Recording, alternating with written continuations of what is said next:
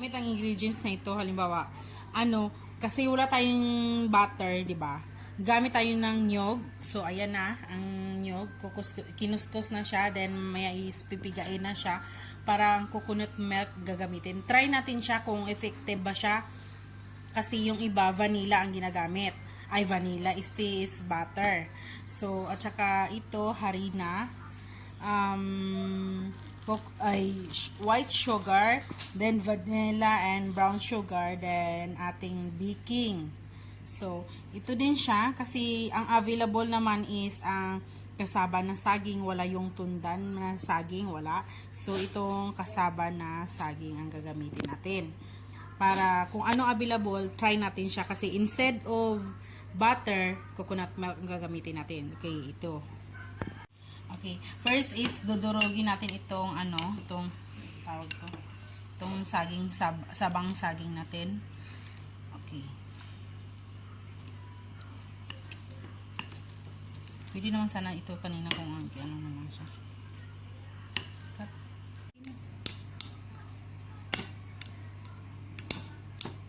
Hirap siyang durugin, guys. Okay. Madali lang siya maduro, guys, pag tinusok mo ang kasaba na saging. Ang saging, before mo siya ganunin ang kutsara. So, diba? Next is, subukan natin kung, tingnan natin kung okay ba itong itlog. Okay naman siya. Ouch!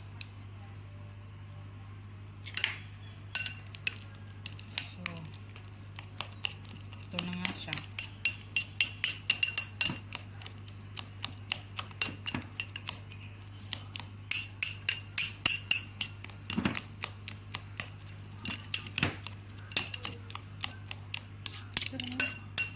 So siya, ilalagay natin ito is, ito siya, harina. Parang marami ang harina natin. Parang madami ang harina. Bawasan natin konti. Bawasan natin konti, guys. Kasi parang masyadong marami na ito. Okay na. Okay na yun.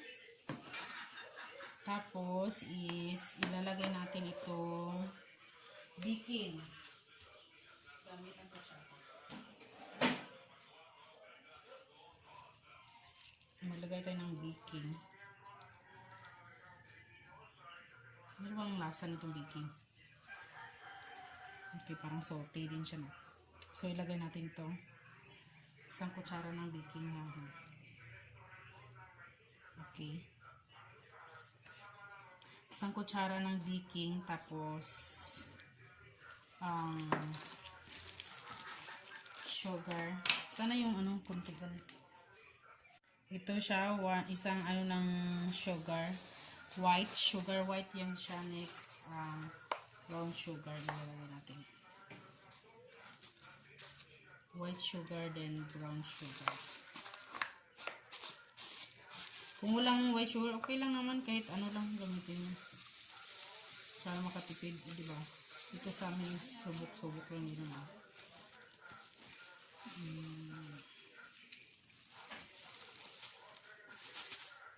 Ito siya. Okay. Tapos itong kanina is lagyan natin ng vanilla. Itong ating itlog at Okay.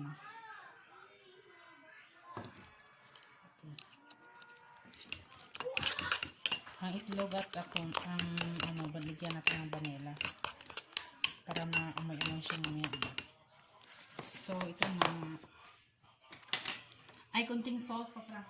Isang 1/2 na kutsara ng salt. Ayan. Para mabalance yung lasa niya.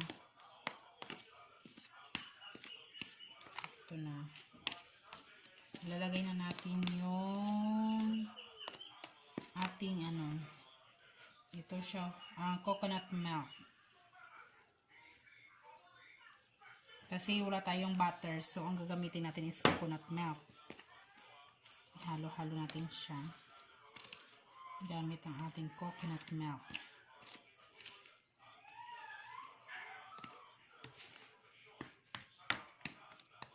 Ilalagay na rin natin itong ating mix na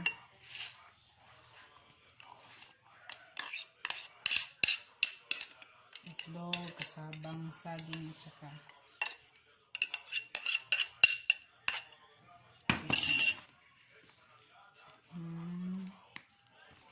haluin na natin siya. Haluin. So,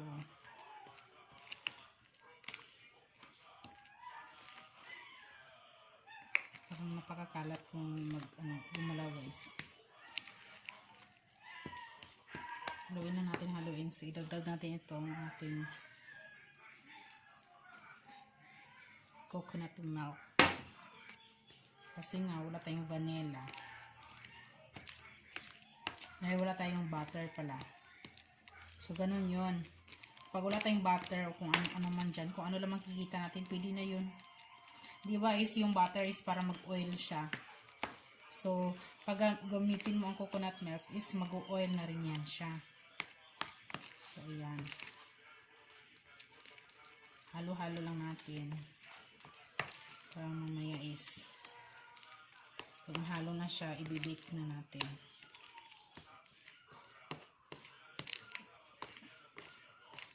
Halo sa baba.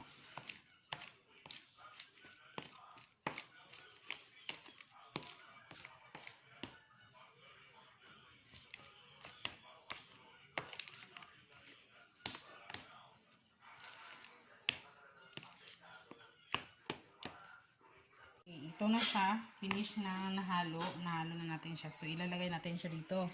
Sa bowl na to. Ito. Para yung makasya lang siya sa kasi ano pa naman ito siya dito.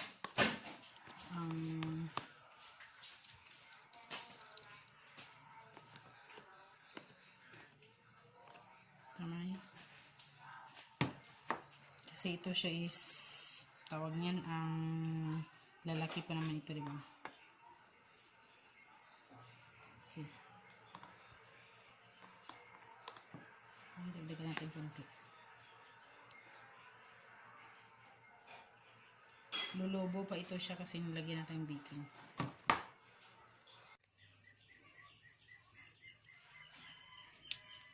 Antayin natin mainit. Uminit siya para ilagay natin dito sa loob. Ayan.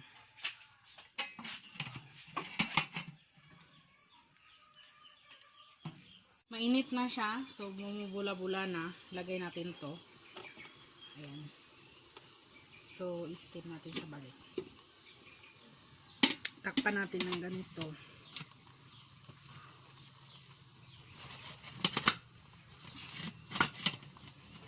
Okay.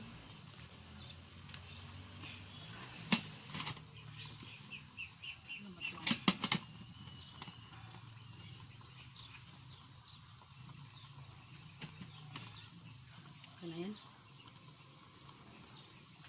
Dito namin siya niluto para hindi siya makala sa paano kasi doon nagluluto din naman kami. So tingnan natin siya silip. Oh, yun na siya. Yun na siya. Malapit na. Subukan natin siya buksan at tingnan kung luto na siya. Ayan. Ayan na. Oh, diba? So tingnan natin kung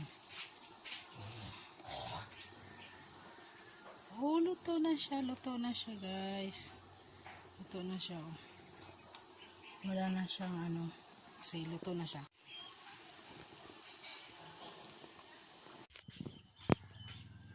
So, ito na yung naiwan. So, ilalagay na natin doon kasi ito na yung finished product natin. Ito na yung pangalawa.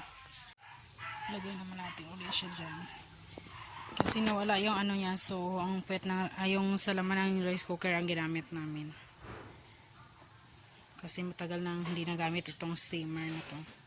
So, pangalawa guys, kung luto na siya. Okay, I think luto na yan siya.